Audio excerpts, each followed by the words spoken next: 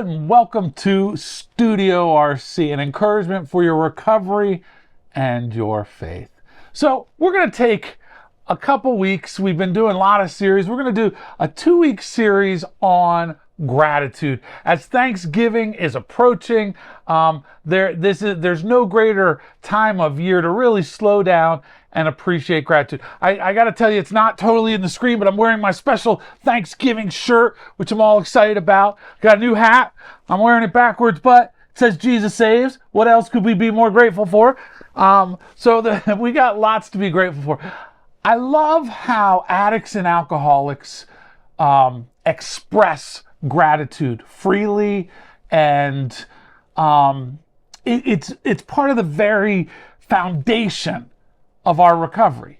And I think that addicts and alcoholics often do a great job of expressing gratitude, and it so is a part of our faith as well. So let me introduce myself. My name is Max. I am an alcoholic, and I'm sober today only by the grace of God and the fellowship of the program as contained in the recovery literature. I am also a follower and believer in Jesus, as you can see by my hat. And I'm excited, and I think that I love this time of year as we go into Thanksgiving and then we go into Christmas.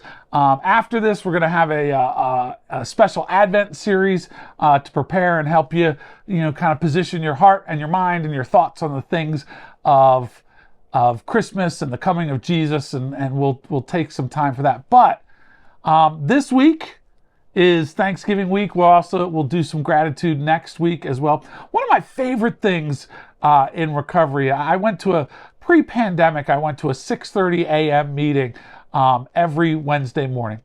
Almost every. 6:30 was, but I lived a life where I would get up early. It doesn't reflect my life as much today. I'm more up on the late side and don't get up as early as I previously did, but love this meeting. And there were great people at this meeting. And my favorite meeting of the year, it was on Wednesday morning, was the Wednesday before Thanksgiving.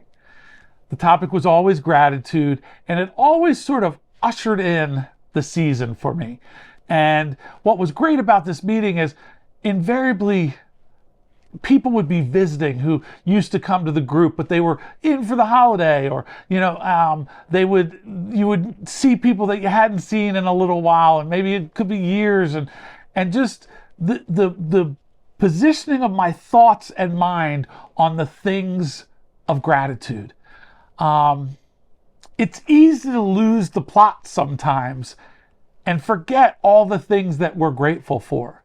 And I think gratitude is much like a muscle. I mean, it needs to be exercised, because early on when your sponsor says, I want you to tell me 3 things that you're grateful for every day, and you're like breathing and my eyes are open. And then as you develop those muscles, you start looking at ways to be grateful, and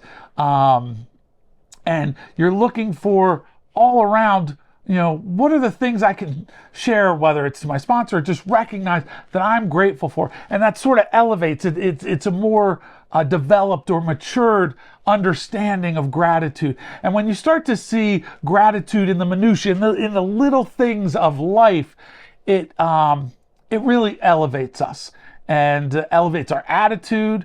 And so today, for our time together today, I want to talk about how do we practice gratitude in recovery. So we'll kind of take a look at how do we practice gratitude in recovery, and why does it even matter, to be honest? Like, is it important? The truth is, you've probably heard, if you've gone to them, develop an attitude of gratitude. And for some that comes easily, and for others it takes some practice and some habit building. Especially if you tend to be pessimistic, being grateful for things is a challenge.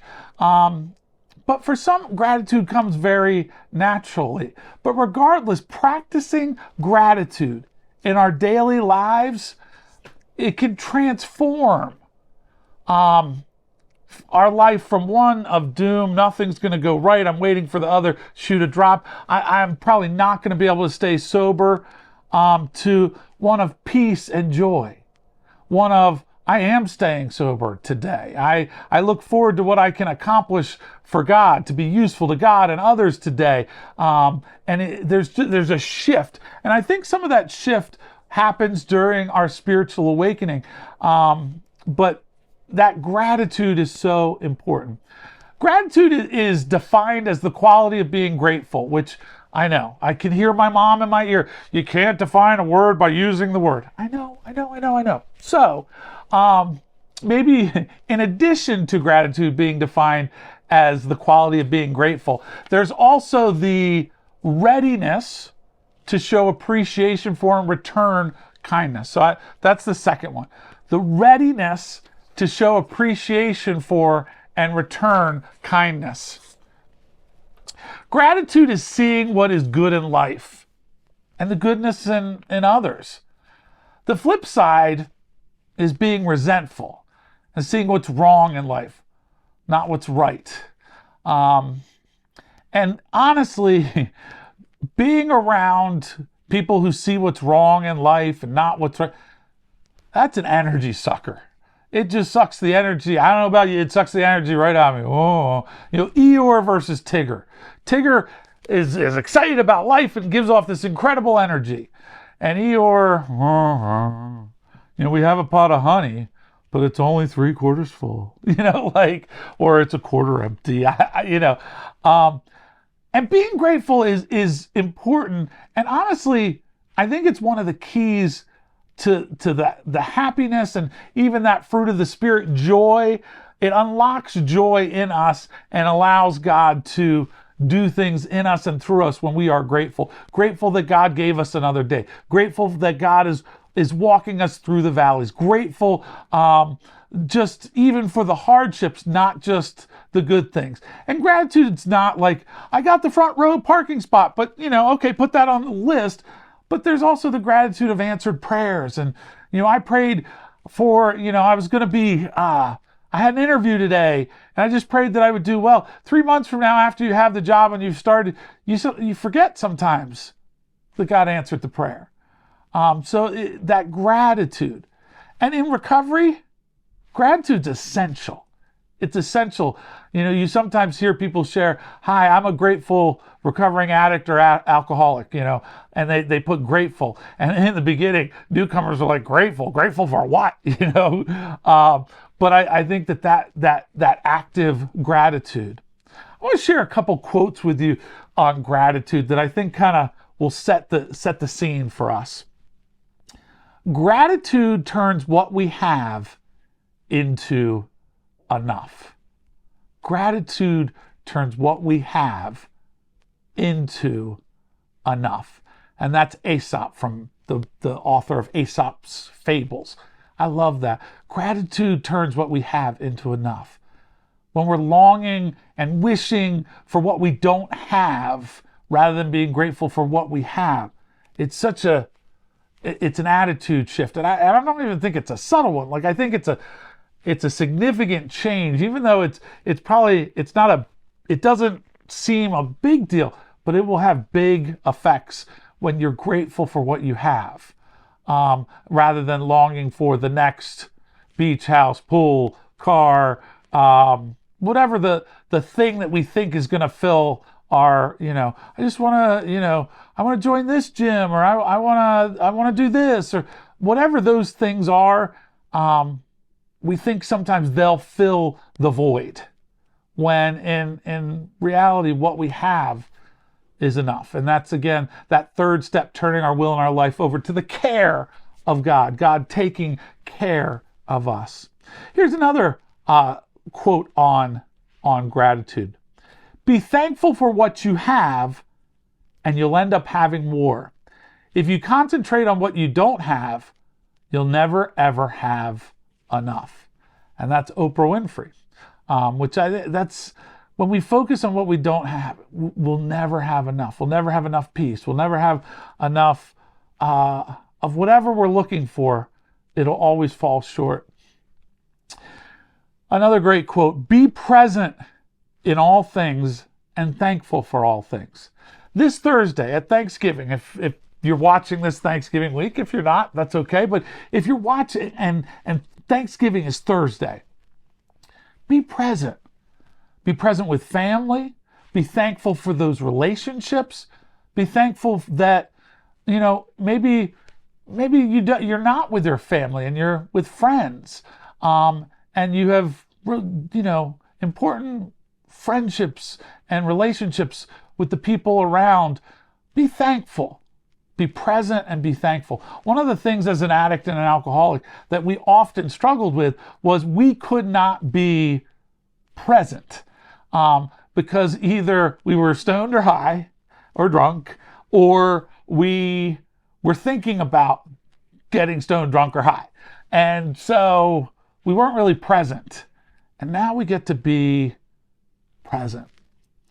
And then the final one, the struggle ends where the gratitude begins. The struggle ends where the gratitude begins. And that's Neil Donald Walsh. I love that. Whatever we're struggling with, if you have a great struggle, pause, and maybe this is the opportunity to show gratitude, to have gratitude for what we have and what's in our lives. One of the things these quotes show us, the power of gratitude has transformed lives and healed relationships over the corridor of time and over all sorts of different areas in the world and people. Gratitude makes a difference. Why does gratitude matter? It matters because it can transform us, transform our recovery. I mean, most of us have heard the question, is the glass half empty or half full? And I think that today, that simple question, are you grateful or not grateful? Like, half full is grateful, half empty, not grateful. I have to tell you, because of recovery today, I'm grateful for the cup, regardless of what's in the cup.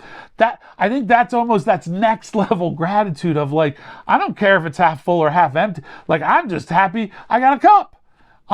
And for addicts and alcoholics, I think you'll relate to that we have a cup from where some of us have come from is pretty awesome. That we can talk about the things that we're grateful for, that we have something to put our gratitude into, is pretty good. And I know people who've lived on the streets and been homeless and estranged from their family and had all sorts of difficulties. And today life looks very different. And we could just be grateful for the cup, let alone for it being a quarter, a half, 3/4, or all the way to the tippy top full. When we walk through life and see everything that is wrong, everything that isn't going our way, everything that we wish was different, all the people that are against us or trying to harm us, we will continue to see more and more of the same. We'll be looking for it. But in the same vein, like attracts like, this is true with our thoughts as well. Our thoughts can snowball until we've worked ourselves into a state of whether it's restlessness and discontented or one of grateful. The more we're looking for gratitude and ways to be grateful, the more opportunities we have to kind of build on that and let that gain momentum. Because let's be honest, we can quickly go down the path of negative thinking.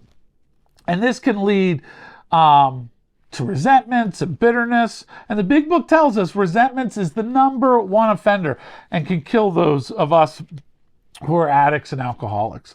It tells us on page 64 of the big book, it says, resentment, it's the number one offender. It destroys more alcoholics than anything else. From it stems all forms of spiritual disease. For we have not been only mentally and physically ill, we have been spiritually sick. And when the spiritual malady is overcome, we straighten out mentally and physically. And one of the best ways to overcome this spiritual malady is to practice gratitude. Being grateful can become a habit too. When we think negatively, it often just grows and grows until we're upset, we're angry, we're bitter, and eventually resentful. When we begin to think good thoughts, those grow too. When we assume the best in someone rather than the worst. How often when we receive an email or a text, something that doesn't have inflection, do we presume, I'll ask, do you presume the best or the worst when someone's saying, do you hear when, I miss you, wish you were at the party? Do you hear, oh, I miss you, I wish you were at the party? Or do you hear, I miss you, wish you were at the party? They're coming at me. They're trying to tell me, they're trying to give me a hard time. Or maybe they're just genuinely saying they missed you. But sometimes it depends on how our thinking is, on how we receive some of these messages. As we begin to see and appreciate what's right in our lives are transformed. Gratitude is good, not only for our recovery and our faith, but for our body, our mind, our spirit. Choose to think with a grateful mindset. You'll improve your physical, your mental, and spiritual health. All of those things have been actually researched that about improving our mental health, boosting our immune system, healing and improving relationships, building optimism. Being grateful and optimistic are similar, but they're a little different. And so when we're optimistic, we see good outcomes in even the most trying situations. Practicing gratitude, on the other hand, helps people become more optimistic. We expect things to be that they could be good, that things could happen. I think in early recovery, especially those who've experienced relapse, they're waiting for the other shoe to drop. Things are good now, but something bad's about to happen. So that gratefulness and optimism, and that optimism can help us with our gratitude. Let me close our session out today by just suggesting some ways to practice gratitude, because it tells us, how do you practice gratitude? And you hear that often. One of the things I think that often is attached to gratitude is action. And one of the things, I am fortunate enough that I have a father who is in recovery. And one of the things that the drumbeat that he would often say, and he's 44 years sober, he would always start with, make a gratitude list. If you're done banging on your high chair, make a gratitude list. And I think that when you see what you're grateful for and you build on that, I think that really builds momentum. So maybe have a gratitude journal where you write things down that you're grateful for, or maybe even gratitude and answered prayers. I think that sometimes we forget what God has done and we move on to the next thing and we're like, where is God? But sometimes when we write it down, we're like, oh, God was here, God was here, God was here.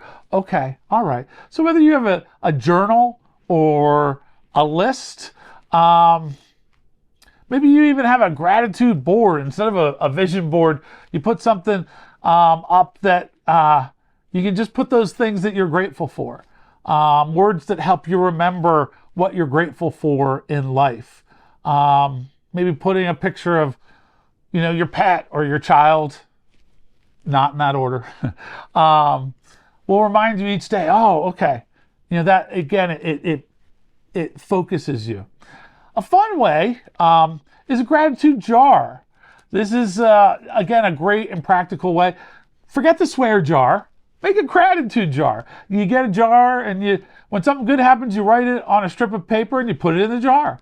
And maybe each day, each week, you take one out and remember what you're grateful for. Or you go through some at the end of the week to just be like, oh, great, but that's a fun thing.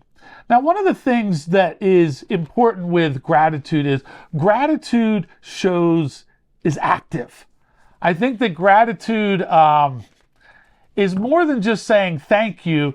It's I heard someone say, thankfulness, you thank someone for a meal. Gratitude is helping clean the dishes.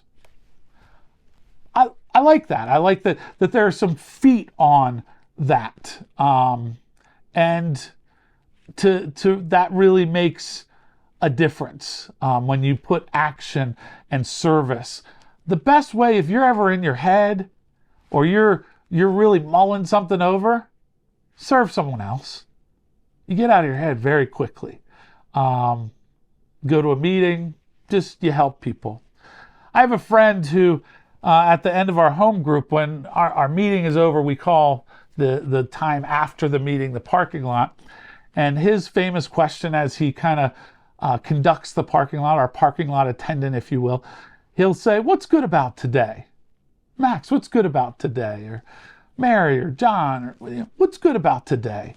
And sometimes, stopping to think what's good about today is not a habit we're in sometimes. So I encourage you, write it down. What is it that made you feel important today? Or, have you had any struggles that made you feel stronger? What's a small thing you might improve, that improved your day? Or what are you most excited for? Are you excited for Thanksgiving coming up, or seeing your family, or seeing your friends, or, football, or whatever? What are you excited about? Maybe one unexpected lesson was proved the most valuable, like today, and be thinking. That's a different mindset. Let me also encourage you, seriously say thank you to people. Give thanks. Just keep giving and saying thanks and thank you. Somebody in your life needs to hear that today. Thank you so much for encouraging me, for loving me, for praying for me. I appreciate you. Whether you send a quick text, whether ideally you tell somebody that, genuinely say we thank you. I think thank you can become like I'm sorry. It can lose meaning if we're like, oh, thank you, and you kind of blow it off. But when you say a meaningful thank you, it really is important. One you might not think of, be creative. Find creative outlets. I love this. I love art. I love taking pictures. I love looking at art. I'm very visual in nature. Let your soul do work. Maybe it's drawing. Maybe you write, you paint, garden, smash pumpkins, whatever it is. I don't know if that's artistic or creative, but maybe get in touch with your creative side. It's a whole new language to view and express yourself. And you can express gratitude through this new medium. We have the time to be creative. And I love that. God created us to be creative. He put it in our DNA. So I encourage you to do that. Maybe have a friend and do a gratitude swap. Reach out to someone, a buddy that you like, trust, and ask to exchange gratitude each day. Tell them what you're grateful for, and then listen to what they're grateful for. Hear their perspective when you see where they look for meaning, and your mind will respond in kind and be grateful for the opportunities that you have. It's kind of like, instead of an accountability partner, you have a gratitude partner. And then the final thing for today, go slower. Just slow down, way down. We live one day at a time, 1 hour at a time, 1 minute at a time. Whatever it takes. Make space for your feelings. Make room for life. Accept the pain. Accept the good. Accept everything that presents itself today. Go slowly and thank everyone you can think of. There was a a book called 3 Mile an Hour God. And the concept was, we don't run with God, we walk with God, because God's speed is love, and love is slow, not fast. And today, as you're embracing gratitude, as you're enjoying gratitude, may today be a day where you take time, you're grateful, and you walk the speed of God. You walk the speed of love. All the hecticness of the holidays as they come, even in those midst, show gratitude and be able to slow down. I thank you so much. I pray that you have an incredible Thanksgiving wherever you are, that you take time out of your day and to just slow down and be grateful. And that this week, where we get to do it with family and friends, that we take the opportunity to truly embrace gratitude, thanksgiving, giving thanks. So I thank you so much for coming to Studio RC. We do encourage you to like it, subscribe, to share it with your friends. This might be a message they need to hear. We love you. We thank you. And I just encourage you, God bless, and remember Recovery Church. 12 steps, one goal. God bless, and we'll see you next time. Thanks so much.